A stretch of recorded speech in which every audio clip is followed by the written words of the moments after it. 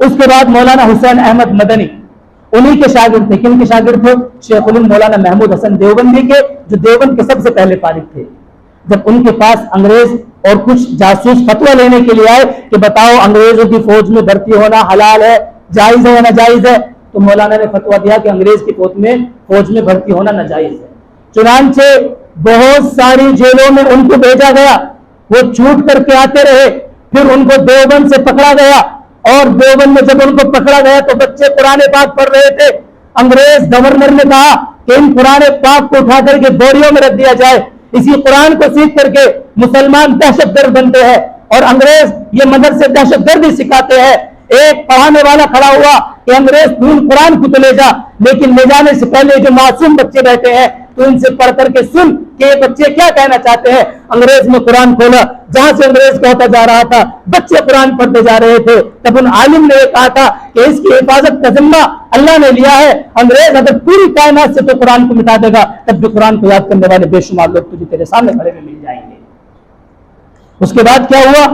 مولانا کو بہت ساری جیل میں شیخ مولانا محمود حسن دیوبندی کے جو شاگرد حسین احمد مدنی، ان کو شیخ الاسلام کہا جاتا ہے.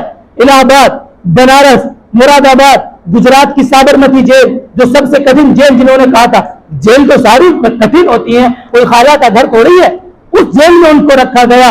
اور جب انگریز جج کے سامنے ان کو کھڑا کیا تو کیا کہتے ہیں؟ میرے پیارو ایک بات یاد رکھو، آج تمہیں بہت سارے لوگ مدرسے کو گالی دینے والے مل جائیں گے، علماء کی پگڑے اچھالنے والے مل جائیں گے، دیوبند کو گالی دینے والے مل جائیں گے. کوئی یہ نہیں سوچے گا کہ دیوبند کی بنیاد کیوں رکھی گئی، ان علماء کا کردار کیا ہے.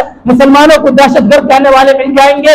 یہی تو انگریز چاہتا تھا کہ مسلمانوں کو دہشت گرد کہا جائے، مدرسوں کو دہشت گرد کہا جائے، ملاؤں کو دہشت گرد کہا جائے، تاکہ لوگ ان کی باتوں سے مانوس ہو کر ہمارے خلاف ان کی فوج میں شامل نہ ہو. یہ انگریز کی سازش تھی.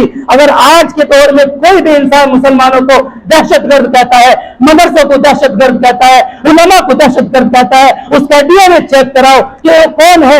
یہی نعرہ تو انگریز دیتا تھا. وہ انگریز جنہوں نے دیوبند سے محبت کرنے والوں کے گاؤں جلا دیے. آپ کبھی دیوبند جا کر کے دیکھو گے، آس پاس کے گاؤں فولاس، اکبر پور اور بہت سارے گاؤں جو میں نے خود نے دیکھے ہیں، انگریزوں نے ان گاؤں میں آگ لگا دی. وجہ ان کی یہ تھی کہ وہ گاؤں سارے کے سارے دیوبند والوں کے ساتھ تھے، مجاہدین آزادی کے ساتھ تھے. کیوں ان کے ساتھ سے گزر جاؤ؟ علماء کو بدنام کیا گیا، بہت سارے فرقوں کو تیار کیا گیا، علماء دیوبند پر کفر کے فتوے لگائے گئے. کیوں؟ تاکہ لوگ ان کے ساتھ نہ آئے اور ہندوستان میں انگریزوں سے مقابلہ کرنے کے لیے مسلمانوں کا جو مرکز ہے دیوبند وہ ٹھیکا پڑ جائے. اس وجہ سے لوگوں کو اکٹھا کیا گیا. لیکن افسوس ہے آج کے